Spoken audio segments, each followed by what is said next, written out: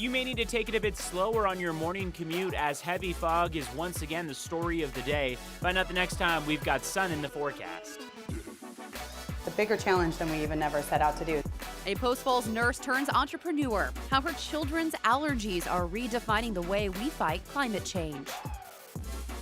Some parents like to share pictures of their kids on social media, but some have gone too far, and it's led to oversharing. So this morning we want to know, are you guilty of sharing? The CBS Morning News. 1 week you read wine is great for you, but the next week you read it's killing you. This morning we discuss the top 5 ways to verify these trendy studies. It's National Pickle Day. This week, a local sandwich shop is celebrating with a unique pickle-flavored food. Up with KREM starts right now with Jen York, Evan Narani, and Dina Marie McNichol.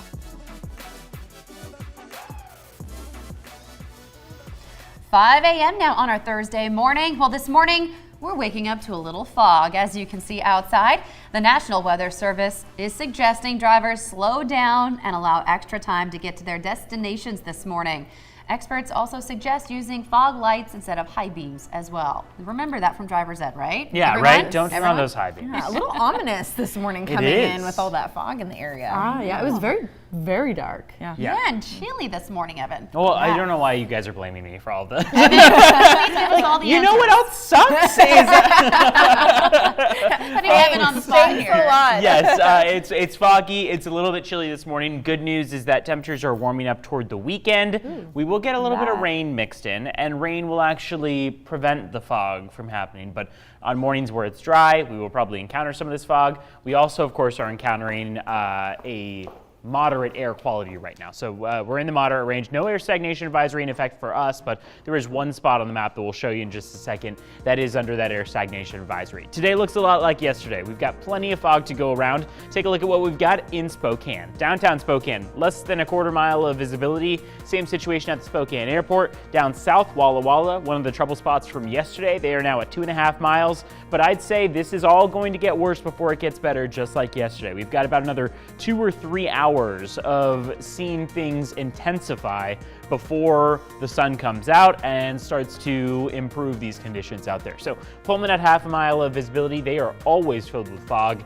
and over toward that Idaho-Montana border also seeing some problems. The only area, though, surprisingly, where we have a dense fog advisory to start off the morning is just down south toward Walla Walla, closer to the Blue Mountains. Air stagnation advisory is just farther off to the west of Tri-Cities. So in general, we're staying calm as we start off the morning, but those are both in effect in various spots on the map.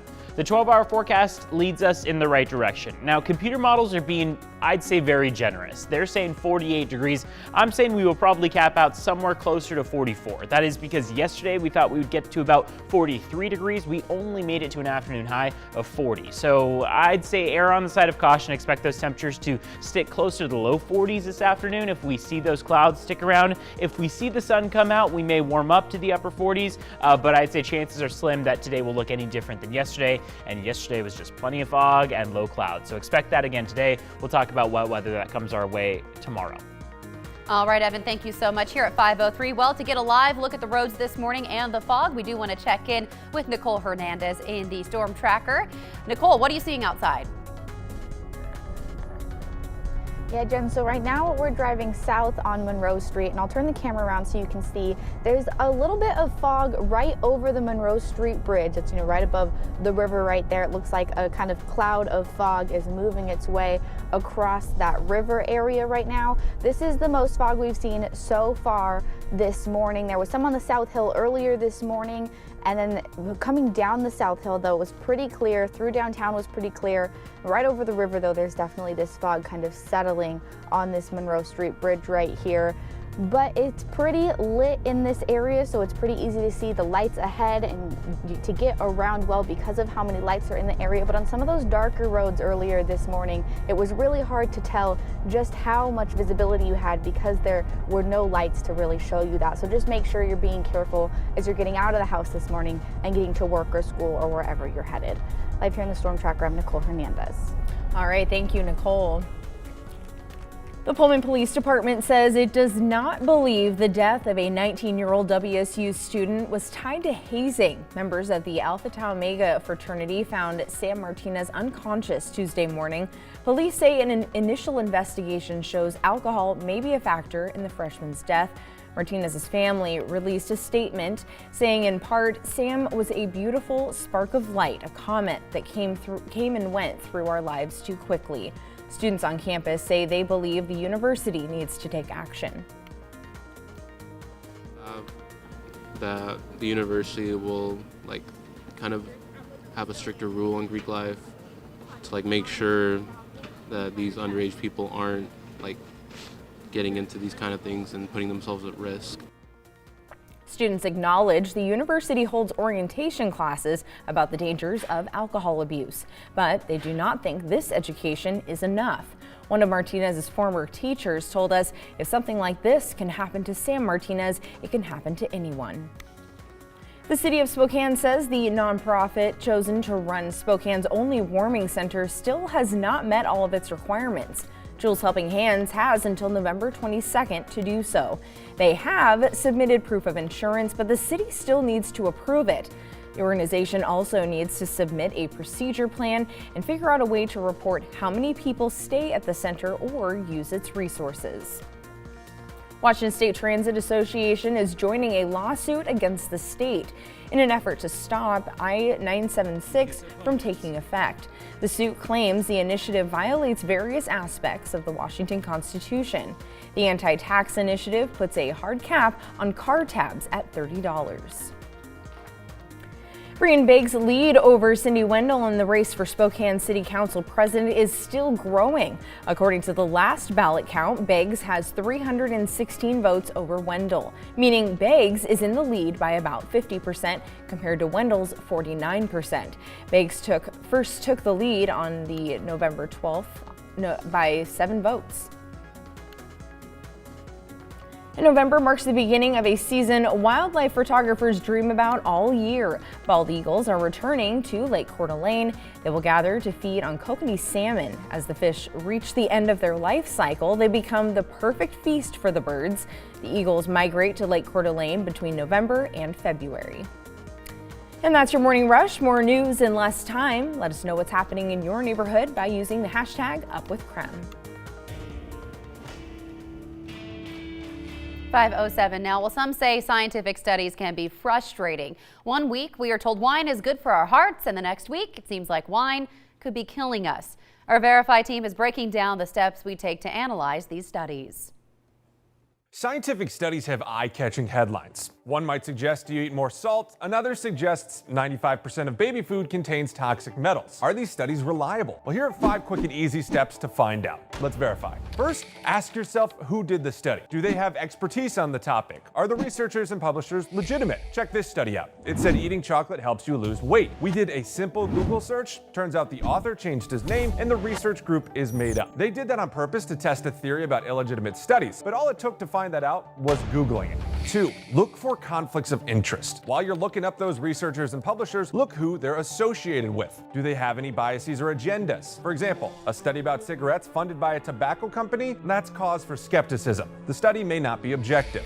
Next step, look for a clearly defined hypothesis. That's the question or claim that researchers want to answer. Now, traditionally in science, you start with the question, test, then compare results to identify a conclusion. But a lot of research today skips ahead to the test. Doing broad tests looking for different things is like throwing spaghetti at the wall to see which noodles stick. When you don't have a defined hypothesis, it's easier for weird variables to affect the outcome. 4th, look for peer review. It's sort of the gold standard for scientific research. It means that study has been reviewed, possibly even retested by experts in the field. And finally, a key term here. Correlation does not mean causation. Fancy term, put simply, just because things appear to be linked doesn't mean they are. Some studies you might see on social media are like this. The study draws a conclusion based on a statistical similarity, then they write a catchy headline that gets people's attention. Before you know it, the whole thing goes viral. Except there could be an entirely different reason for the similarity that was never explored or explained. Bottom line, when you see these headlines, try to think more like a scientist. Analyze the study and its research, including the people who are doing it. And if it all checks out, look at the study's conclusion. In that baby food study we mentioned, the authors didn't call for all parents to stop using baby food, they just called for more research. If those 5 steps aren't enough, check our website for this list as well as a deeper look into scientific research and how bad studies can make it mainstream. With your Verify, I'm Jason Puckett. Jason, thank you. Coming up now on 510. Well, a number of parents in the 21st century are probably guilty of sharenting. That is when parents share pictures and information about their kids on social media. Dana Marie McNichol is now joining us in the studio with information that could make parents think twice about oversharing. Good morning. Good morning. Well, that's right, Jen. I think a lot of proud parents are guilty of oversharing on social media, but how do we know when we've gone too far? Well, according to the New York Times, the average 5-year-old has 1,500 pictures of them online. So this morning, we want to know, are you guilty of sharenting? It's pretty early this morning, coming in at 5:10, so still 60% of you are saying yes, 40% of you are saying no. Let us know what you think. It's something that a lot of people are talking about, especially with social media being so prevalent. So you probably aren't surprised to find out that 90% of kids have an online presence before the age of 2. It usually starts before they're even born. Extravagant baby reveal parties and documenting every step of the pregnancy on Facebook are not really uncommon these days. It's a different world out there. Parents are now asking themselves, what are the long-term consequences of my child if this post goes viral?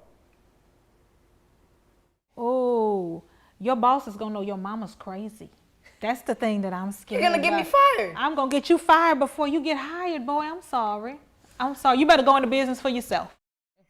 Well, parents have to decide whether the post has the possibility of branding their child in a way that they might regret in 10 years down the road. Like she said, you can even get your kid fired before they get hired. Anytime you go and put your name and birthday on any document in these United States, you are taking a chance. Well, by the year 2030, sharenting will be the blame for 2/3 of all identity fraud cases. Protecting your child's data is more important than most realize. So with all that being said, social media isn't going anywhere, and neither are proud parents. So we want to know, are you guilty of sharenting? Let us know by voting in our live poll this morning on krem.com/vote. This is such an interesting topic to talk about, especially because this is so new for parents in the last 5 years. Right. But I know if my mom shared photos of me as a teenager during my awkward stages, I don't know what I would do. Well, even before the awkward stages, I mean, kiddos now are, they're dressed and they look way better than we probably did as young children. I am so jealous Very now. hipster. I'm I'm like, this little one looks better than I do on a Saturday. Like, now parents are on portrait mode with their iPhones every 5 minutes, and I'm like, I never got a single portrait mode photo of me as a kid. Yeah, it's like the blurry. Literally, like the underdeveloped photos. I'm like, oh, is that me? I think parents, it just changes from generation to generation. Yes. I think probably our parents were like, just get the kids dressed, get them Exactly. to the babysitter, get them to It's a school, different whatever. time. And Yeah. now it's, they got to be dressed to the nines. Boy, that mom wasn't joking around. No, she was no. like very. I feel like that kid was just like, oh god. He's like, I can't play Xbox in my room till I'm 35.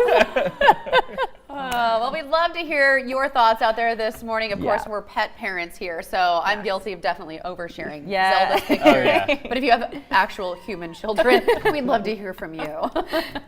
5:13 now. Well, signing up for a free trial might at first sound like a good idea, right? But are the trials actually free? After the break, we connect the dots.